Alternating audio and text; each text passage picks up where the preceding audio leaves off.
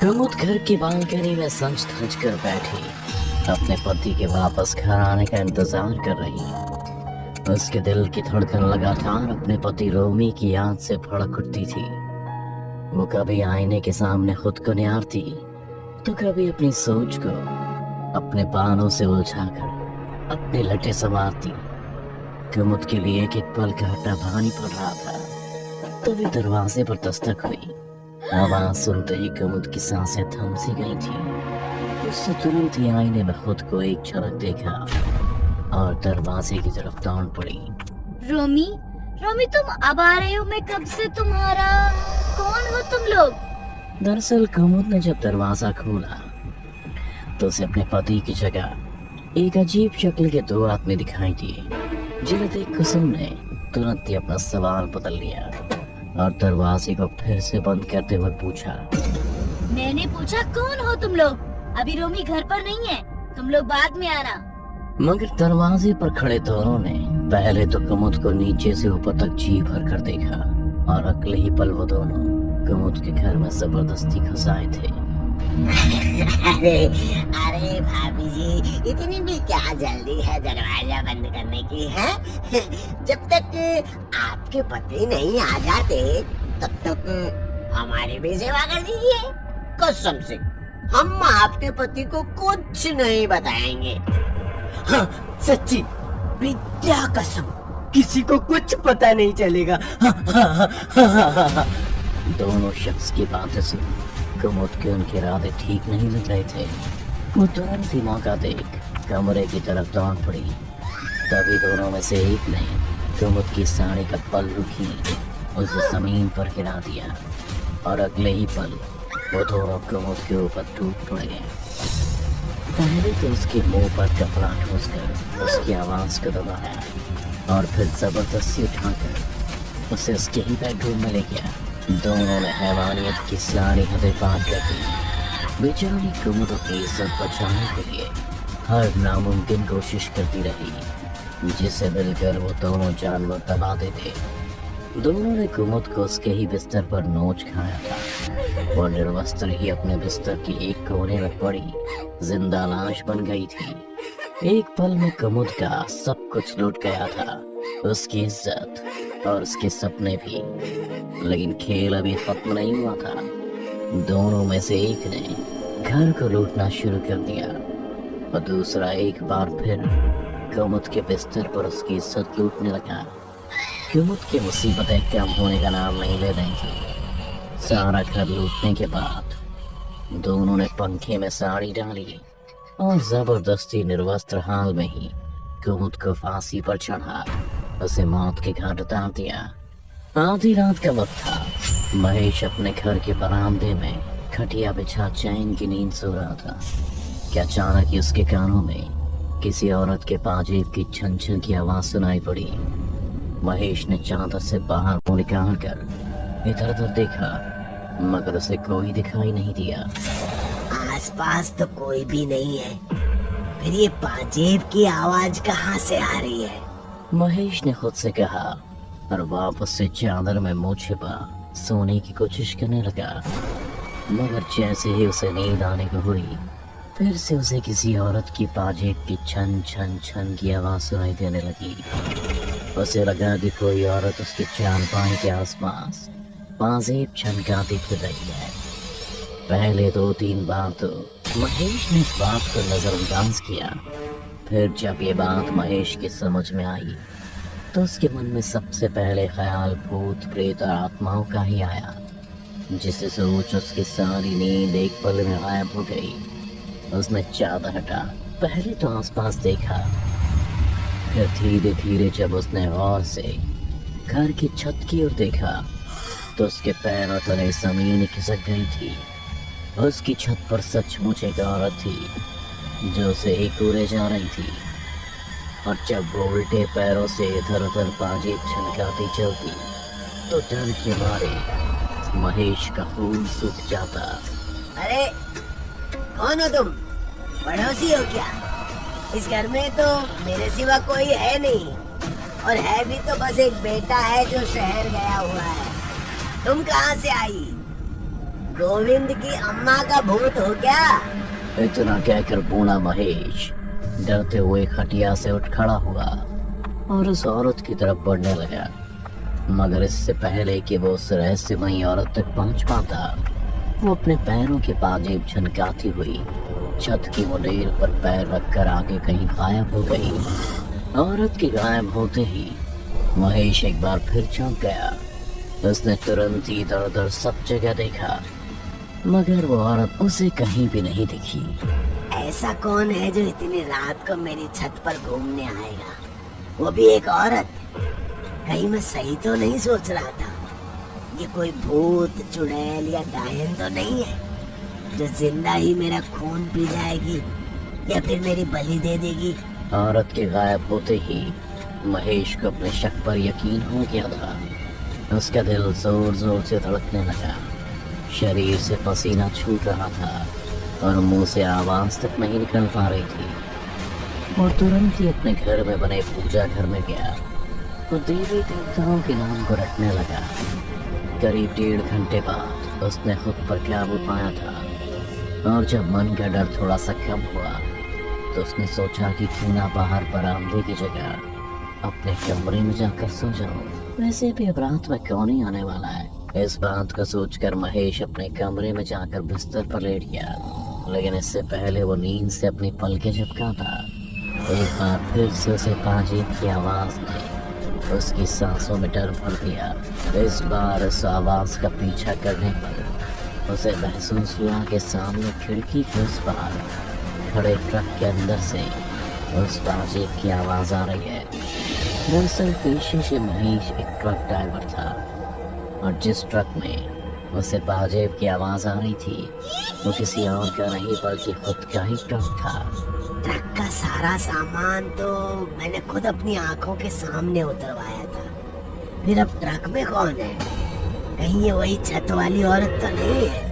महेश खुद से कहता हुआ अपने डर के साथ साथ अपनी सांसों को तेज भी कर रहा था। उसने पहले तो कान लगाकर एक टक पाजेब की आवाज को ट्रक से आते सुना, फिर बहुत हिम्मत कर वो ट्रक के पास आ खड़ा हुआ। उसके पास जाकर देखा तो ट्रक से खून रिस रहा था और मांस के सड़ने की बदबू उसकी एक एक सांस को तकलीफ से भर रही थी। इतनी गंदी बदबू! पर मैंने तो लोहे के सामान की डिलीवरी की थी, फिर ये बदबू कैसे? महेश ने खुद से कहते हुए जब ट्रक का दरवाजा खोला तो उसके होश उड़ गए। ट्रक इंसानी मांस के लोथड़े से भरा हुआ था। उसे किसी इंसान का दिमाग तो किसी इंसान की उभरी हुई छाती साफ दिखाई दे रही थी। फिर देखते ही देखते सारे मांस के टुकड़े हिलने लगे और उसने एक औरत का चेहरा बना लिया, जिसे देख महेश का रोम रोम डर के मारे कंप उठा। तो खड़ा खड़ा थरथरा रहा था। फिर बिना कुछ सोचे समझे वो अपने घर से बाहर की ओर दौड़ पड़ा। महेश नंगे पैरी रोड पर भागता जा रहा था। जल्दबाजी में फोन बुलाया नहीं था ताकि अपने बेटे को फोन कर वो मदद के लिए उसे बुलाए, इसलिए उसने रास्ते में ही अपना रुख बदला और सीधा पुलिस स्टेशन जा पहुंचा। इंस्पेक्टर साहब, जल्दी हमारे घर चलिए। क्यों भाई, ऐश्वर्या आई है क्या तेरे घर पे? अरे नहीं साहब, मेरे घर पर पूरा एक ट्रक भरकर इंसानों की लाशें और उसके टुकड़े पड़े हैं। महेश की बात सुनकर इंस्पेक्टर के भी होश उड़ गए थे। उसने गुस्से में तुरंत पूछा, रा बड़ा हो गया क्या? तन्ने दिखाई कौन नहीं देता? I am on duty. दोबारा जॉब करने खातिर मेरे पास आया तो ये तेरी खाल उतार के भूसा ना भर दिया ना तो मेरा नाम भी इंस्पेक्टर चौटाला ना है, समझा के? अरे साहब, मैं सच कह रहा हूँ, पहले मुझे मेरे घर की छत पर एक औरत दिखाई दी। वो अपनी पाजेब छनकाती हुई इधर उधर टहल रही थी, लेकिन जैसे ही मुझे थोड़ा शक हुआ तो वो औरत गायब हो गई। पर फिर पाजेब की आवाज मेरे ट्रक से आने लगी और जैसे ही मैंने ट्रक का दरवाजा खोला तो मेरे सामने लाशों का पहाड़ था साहब। अनगिनत लाशों से मेरा ट्रक भरा पड़ा था। आप जल्दी चलिए ना, कहीं वो मुझे मार ना दे साहब। महेश की बात सुनकर इंस्पेक्टर चौटाला ने बुदबुदाते हुए बस इतना कहा, पाजेब। फिर इंस्पेक्टर चौटाला महेश के साथ उसके घर जाने को चल दिया। इंस्पेक्टर चौटाला महेश के घर को बड़े गौर से देखता हुआ अंदर आया और अंदर आते ही उसकी नजर भी सबसे पहले ट्रक पर पड़ी, जिसे खोलने के लिए वो उसके पास चला गया। लेकिन जैसा महेश ने उसे बताया था वैसा तो इंस्पेक्टर चौटाला को कुछ भी नहीं दिखा, न ही खून का एक कतरा और न ही मांस से सड़ने की बदबू। जल्दी चौटाला को महेश पर गुस्सा आने लगा था, पर इससे पहले वो महेश से कुछ कहता उसे भी ट्रक के अंदर से पाजेब की छन छन की आवाज सुनाई दी, जिससे सुन इंस्पेक्टर चौटाला के भी कान खड़े हो गए थे। उसने जब आहिस्ते आहिस्ते ट्रक का दरवाजा खोला तो उसे पूरा ट्रक साफ सुथरा दिखा, लेकिन ट्रक के अंदर से पाजेब की आवाज तो उसने भी सुनी थी, जिसे चाहकर भी वो चौटाला नकार नहीं पा रहा था। इंस्पेक्टर चौटाला इस बारे में सोच ही रहा था कि तभी उसकी नजर ट्रक के कोने में गई। पास जाकर देखा तो वहां एक चांदी की पाजेब पड़ी थी। इंस्पेक्टर चौटाला ने जब पाजेब को देखा तो देखते ही रह गया। न जाने उसे पाजेब में क्या दिखा कि कुछ भी बोलने के बजाय उसने पाजेब को रुमाल में बांधकर अपनी पैंट की जेब में ठूंसते हुए उसने महेश से पूछा, एक बात बता, तू लास्ट डिलीवरी कहाँ और किसे करने गया था? इंस्पेक्टर चौटाला का सवाल सुन महेश ने हिचकिचाते हुए कहा, बंसल फैब्रिकेटर्स का सामान था, उनके एक गोदाम से दूसरे गोदाम गया था साहब। क्यों, क्या बात है? मुझे जेल जाना होगा क्या? पर मैंने तो कुछ भी नहीं किया साहब। महेश डरता हुआ अनाप शनाप बकी जा रहा था, पर इंस्पेक्टर चौटाला महेश की बात सुनकर मुस्कुराते हुए कहता है, रेब बहुत हुआ, ये चूहे बिल्ली का खेल है। अब तो या तो मैं जीतूंगा या वो मरेगा। इतना कहकर इंस्पेक्टर चौटाला महेश को उसके हाल पर छोड़कर सीधा बंसल के घर आ गया था। वही बंसल जिसके लिए महेश ट्रक चलाता है। अरे मैं बोलिया नहीं था तन्ने, एक दिन तेरा टेटुआ पकड़कर तन्ने घसीटता हुआ नहीं ले गया ना, तो मेरा नाम भी तेरा साड़ा नहीं है। क्यों जिज्जे हैं? ये कहते हुए इंस्पेक्टर चौटाला ने अपनी जेब से वो पाजेब निकाल बंसल को दिखा दी।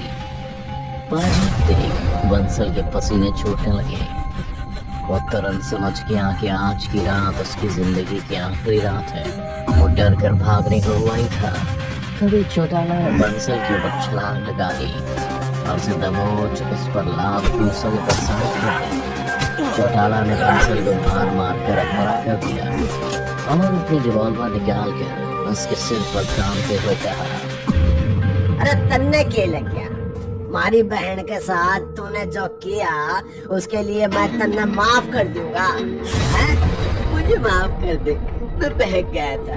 मैं कोर्ट में अपने सारे गुनाह कबूल करने के लिए तैयार हूँ, बस मुझे मार मत। मैं तेरा जीजा हूँ दिनेश। बंसल की बात सुनकर इंस्पेक्टर चौटाला ने उसे इतनी जोर से थप्पड़ मारा जिनसे बंसल के दांत टूटकर मुंह से बाहर आ गिरे थे। चिंता मन्या कर, मैं तन्ने नहीं मारूंगा। तन्ने तो वही मारेगी जिसको तूने मरवाया था। मेरी दीदी मारेगी तन्ने। इतना कहकर इंस्पेक्टर चौटाला ने जब अपनी जेब से पाजेब निकाल बंसल के पैरों में पहना दी, पाजेब पहने ही बंसल का शरीर अकड़ने लगा था, मानो जैसे इसके शरीर पर किसी ने कब्जा कर लिया हो। बंसल रोता हुआ अपने ही शरीर को नोचने और मांस काट कर खाने लगा था। वो दीवार में कभी अपना सिर मारता तो कभी आईने के सामने खड़ा होकर अपने ही जिस्म का खून अपने मुंह पर पोंछता, रोते हुए कहता, मुझे माफ कर दे कुंवर। उन दोनों गुंडों को मैंने ही भेजा था, पर मैंने उन्हें बस घर लूटने और तुम्हें जान से मारने के लिए कहा था, तुम्हारी इज्जत लूटने के लिए नहीं। और तुम उन दोनों गुंडों को तो पहले ही मार चुकी हो कुंवर। मुझे छोड़ दो कुंवर, मैं तुमसे माफी मांगता हूँ, मुझे माफ कर दो कुमुद। बंसल जोर जोर से रोता चीख रहा था, अपने गुनाहों की माफी मांग रहा था, पर कुमुद उसको इतनी आसानी की मौत नहीं देना चाहती थी। इसीलिए बंसल के अंदर कुमुद की आत्मा ने अपने भाई इंस्पेक्टर चौटाला को जाने का इशारा किया। फिर रसोई से गैस सिलेंडर निकाल उस पर बैठ से चालू कर दिया ताकि गैस पूरे घर में फैल जाए। फिर कुछ पल बाद बंसल ने अपने होठों के बीच सिगरेट फंसा ली और जेब से लाइटर निकाल उसे सिगरेट के पास ले आया। बंसल के हाथ पैर बुरी तरह कांप रहे थे। वो अपनी पूरी जान से लाइटर को दूर करना चाहता था, पर उसके अंदर की कुमुद ने उसे ऐसा करने नहीं दिया। बंसल ने खुद लाइटर पर उंगली रखी, तभी उसे अपने सामने कुमुद की आत्मा दिखाई थी जो प्यार से उससे कह रही थी, डरो नहीं, ये तो बस तुम्हारे दर्द की शुरुआत भर है। बाकी का हिसाब तो दूसरी दुनिया में होगा, मेरी दुनिया में बाला। इतना कहकर लाइटर के चलने की आवाज आई और पलक झपकते ही बंसल के साथ साथ उसका पूरा घर भी गैस ब्लास्ट में उड़ गया। लेकिन बंसल के दर्द में चीखने की आवाज आज भी उसके घर के मलबे से आती है। शायद कुमुद ने अपना कहा सच कर दिखाया है। प्लीज़ हमारे चैनल को लाइक और सब्सक्राइब कीजिए और बेल आइकन दबाना मत भूलिएगा। Thank you.